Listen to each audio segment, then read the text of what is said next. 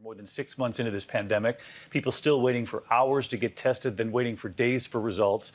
So when are we going to get rapid testing for all Americans? We want to make sure people understand the difference is that if we can have screening with those tests and leave the burden of the very accurate tests to be able to do the identification, isolation, and contact tracing, those are two separate tracks and two separate pathways. And I think we can do both of them.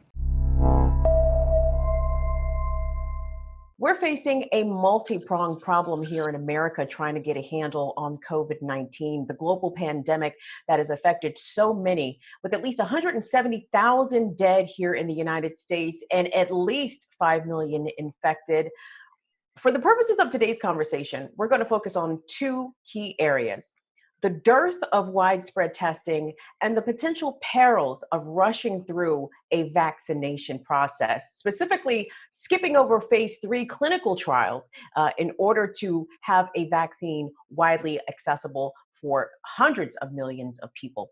Our guest today says that we would have a much better handle on COVID if we scaled up screening for the virus instead of relying on slower, more costly diagnostic lab tests. Our guest also says that skipping phase 3 trials is not likely a good idea, especially when we're talking about dispensing potentially hundreds of millions of doses of this vaccine in just a few short months. Zoe McLaren is a PhD and associate professor at the University of Maryland, Baltimore County's School of Public Policy. She has an extensive background in combating infectious diseases like tuberculosis, HIV, and COVID-19 from a health and policy perspective. She recently wrote a piece on theconversation.com titled "Rapid Screening Tests That Prioritize Speed Over Accuracy Could Be Key to Ending the Coronavirus Pandemic." And she joins us today. Professor, thank you so much for making some time to speak with us. It's a pleasure to be here. So, Professor, from your pen to researchers' ears, August 15th, Yale University researchers announced a new rapid test for COVID-19 called Saliva Direct, which has been granted FDA emergency approval and speaks directly to the crux of your piece. So if you could for us, Professor, explain to us the difference between diagnostic testing for COVID-19 and screening tests for the virus, and why the approval of methods like Saliva Direct could be significant. Sure. So the two types of testing, diagnostic testing and screening testing. So one is that diagnostic testing is generally in medical settings, and then we wait for somebody to decide that they're sick, have some concern about exposure, and come to get tested. The idea with screening testing is it's supposed to be much more widespread, and we're going to screen a big proportion of the population, including people who have no symptoms or no known exposure, but still could be infected. And so when we think about diagnostic testing and screening testing, the type of test we actually do for those two purposes is also different. In the diagnostic setting, we have someone who maybe has serious health issues going on, have symptoms that are similar to COVID, or they have symptoms that aren't very similar to COVID, but they want to rule it out. So we need a test that's going to have very high accuracy because we need to know for sure, because somebody's life is on the line. And there's all of the medical profession available to help them, but only if they know exactly whether it's COVID or what else it might be. In terms of screening testing, the idea is we want to screen as many people as possible, as frequently as makes sense. And so we maybe want to use a test that's a little bit less accurate, that we could still catch an awful lot of cases, but we may need to trade off some of that accuracy in order to be able to scale up quickly, to be able to test that many people, and also to be able to do rapid tests. So the idea is they're not kind of much less accurate, but we're going to prioritize that a little bit less because the point of screening testing is broad access to testing. And that screening testing is one of the main ways that we can get to people who have no symptoms. One of the biggest challenges with the coronavirus that we're facing right now is that people can be contagious and spreading COVID, but they have no symptoms and they have no indication that they are infectious or contagious. And so screening testing is basically a way to bring access to testing to as many people as possible to catch those people so that they can find out that they're contagious and take the appropriate precautions to make sure they don't spread. Hearing someone in public health say that it's okay for a test to be less accurate is a bit counterintuitive. Why is speed over accuracy okay when it comes to COVID-19 testing? There's diagnostic and there's screening. So with screening, the idea is we're actually not specifically supposed to be diagnosing. We're basically trying to catch cases. And so that could be finding, so we may have some issues of false positives, but the idea is that the group of people who have a positive screening test are going to be much more likely to be contagious. And so among that group, they may want to get further diagnostic testing to be sure, or they could just take some precautions and make sure that they quarantine themselves for a few days to make sure that they don't spread the virus. So it's been estimated that the true number of people infected with COVID-19 in the US is exponentially higher than what has been reported. Would the screening test actually help to reveal the true number of cases that we have currently percolating? Exactly. So that's part of what it does. One of the reasons why we have kind of the official numbers of cases that have been confirmed, but then we also know there are a lot more cases out there, is that access to diagnostic testing is limited. So in early July, there were very long waits to get tested. You saw long lines of cars in Houston and other parts of the South trying to get access to a test. A lot of people didn't have that much time to wait. And so they just stayed home, didn't get tested. Maybe they developed symptoms and then went to get a test at the emergency room. But the idea is that with screening testing, we'll be able to catch more of these cases. And so we'll have a better sense of how many cases are out there. But I always think about that kind of counting the number of cases is really just a pathway towards reducing the number of cases. And so testing is not just a measurement tool. Testing is actually the main engine for reducing the pandemic, because people don't know that they're contagious unless they've been tested. And so if we get access to screening tests to a wide proportion of the population, then more people will know that they're positive. So we have that additional data, but that data helps us because that individual knows they're positive. They know that they can take precautions to avoid spreading it. And then we can also try to look for more cases to make sure we're catching all of them. Professor, we have seen this pandemic become widely politicized, from the wearing or not wearing of masks when out in public to the way that people are even prioritized in getting tested. In many places, you can't even receive a COVID-19 test unless you were already demonstrating symptoms. This has been not the best way to handle this, at least from the outside looking in. I'm curious as to what your take on it is, as someone who has worked in the public health sector, who has dealt with infectious diseases, and dealt with how states and agencies locally and nationally can control and help affect the spread of this. Over the past 5 months, what has been your reaction to the way that this has been handled, not only federally, but at the state level? So I think, at the state level, there have been kind of a wide range of responses. And here in Maryland, Governor Hogan has been really at the forefront, really been a pretty strong leader on COVID-19 policy. And I think that's the thing about widespread testing, is that it's something that everybody wants, that it shouldn't be politicized. Everybody wants to know whether they're contagious or not, because if they know that they're contagious, they can protect their friends and their family, and avoid spreading the disease. And so the idea is that widespread testing is not a political thing, that it benefits every individual, and in some ways has a greater benefit than masks, because masks, the benefit is unclear. Masks help slow the spread, but you don't always see the benefit. So you don't always see the infections that you're potentially avoiding by wearing the mask. With widespread testing, you see the benefit right away. You can walk in wondering if you are contagious for COVID or not, and walk out knowing whether you are or not, and then make really good informed decisions based on that information. Professor, you had a Twitter thread go viral recently where you detailed and outlined the dangers of skipping phase 3 clinical trials in the hopes of developing a vaccine for COVID-19. In recent days, the Russian government has announced that they have a vaccine ready to go this fall, but allegedly they are moving forward before starting or even completing a phase 3 trial. Why is this a bad concept, not only for what the Russians claim to have achieved, and for companies here in the US, pharma companies, not just in the US, but generally in the West, that are working on a vaccination and who might contemplate cutting corners during this process. What are some of the drawbacks to that? Phase 2 versus phase 3 outcomes can sometimes be different. Sure. So I think it's important to note that my Twitter thread was in response to a couple of people who'd posted, in my view, quite misguided ideas that we should skip phase 3. But it's very important to note that the FDA and the US government has no intention whatsoever of skipping phase 3. They know it's a terrible idea, and they've committed very strongly to following through with the full regular phase 3 process, which I think is very wise. I can't comment too much on Russia. It's hard to know what exactly is going on based on the information that's coming out of that country. But the idea here is that having a vaccine, for example, in vials sitting on shelves, is not what protects us. What protects us is the actual vaccinations, and people are going to actually get the shot, and that provides the coverage, the protection.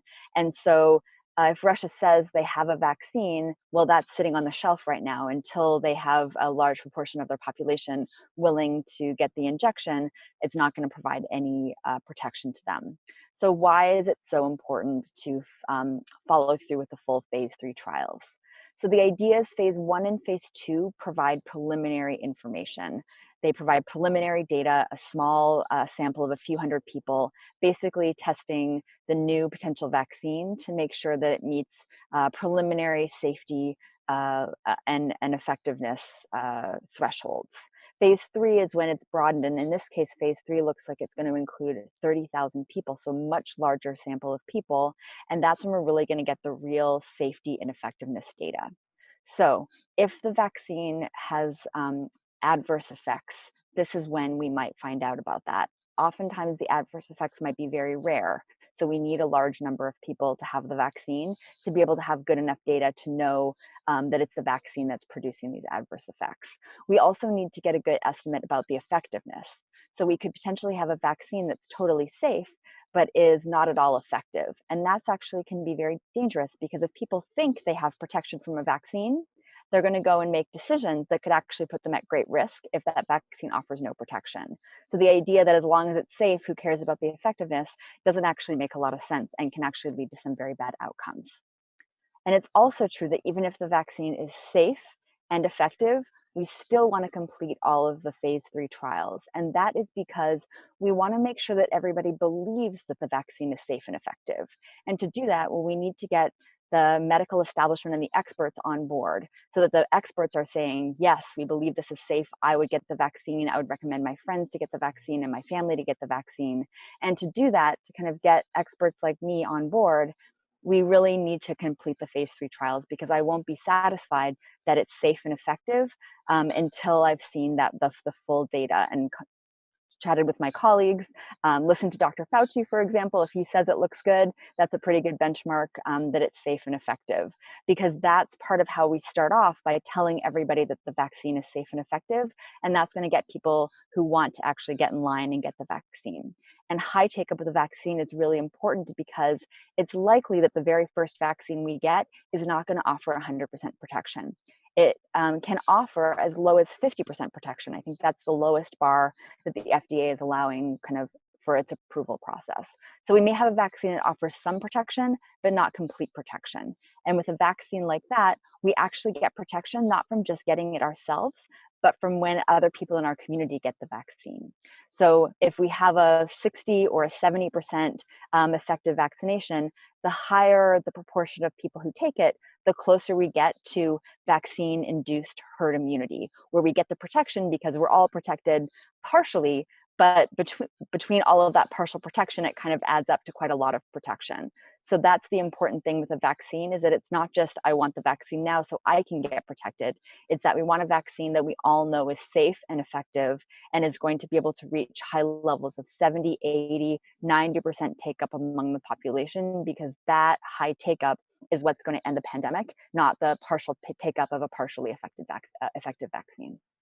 I wanted to circle back to what you mentioned about the efficacy rates, that the FDA hopes that a potential vaccine would at least be 50% effective. But we do know that for the seasonal flu, for example, some vaccines or the flu vaccination specifically, given the season, given the strain, can only effectively immunize about 30% of those who take the vaccination.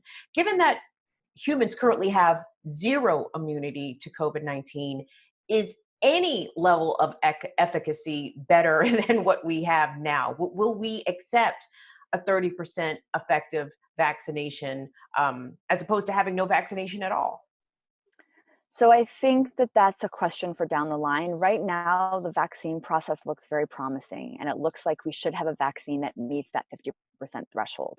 So, and that is a guideline that, in terms of, and it's not. We have multiple vaccines that are in the pipeline. So if the first one doesn't meet that threshold, there'll be another one right behind it that will likely to meet that threshold.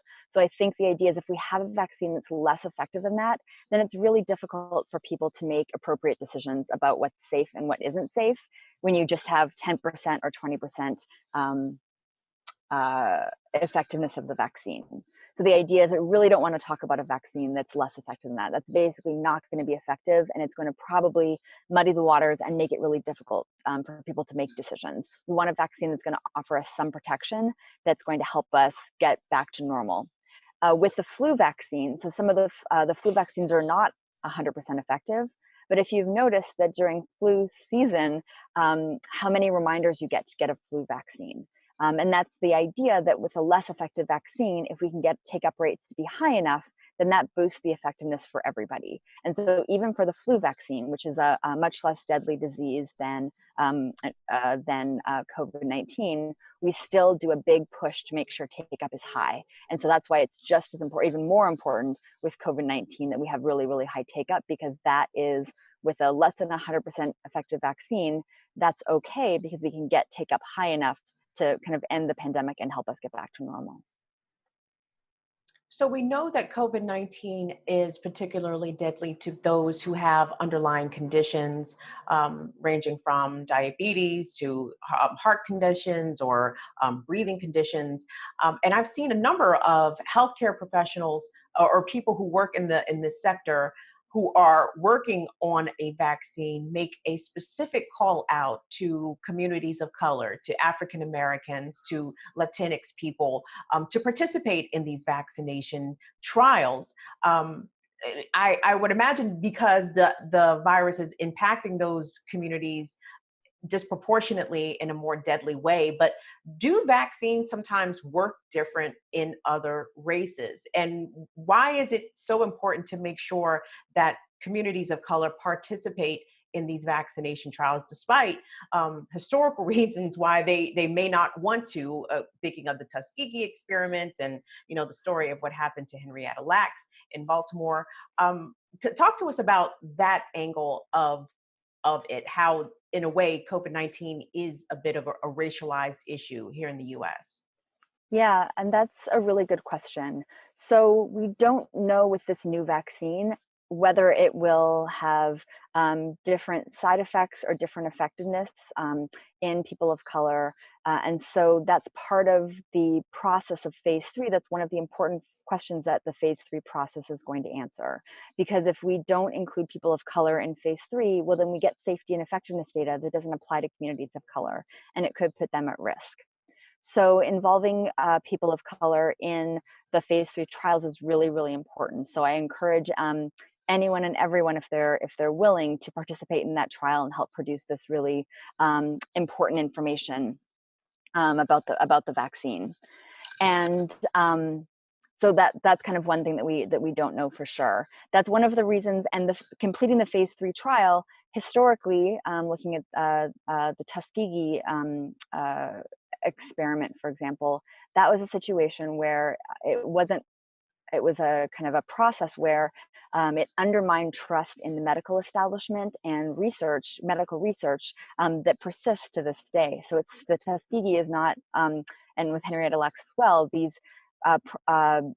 violations of trust are not something that just happens in the past. Those violations of trust, it takes a lot to kind of rebuild trust after a situation like that. And so that's still causing kind of challenges in the in communities of color who don't fully trust the medical establishment. And to be quite honest, I don't blame them. The medical establishment is not always designed with those communities fully in mind. So I encourage people to be a part of those vaccine trials so we get good information, and that those trials can basically conclude and let communities of color know that the vaccine is safe for them and effective for them as well. And lastly, Professor, having worked with different infectious diseases, specifically a disease like tuberculosis, where students attending public school are required to have a tuberculosis vaccination before they are legally allowed to attend.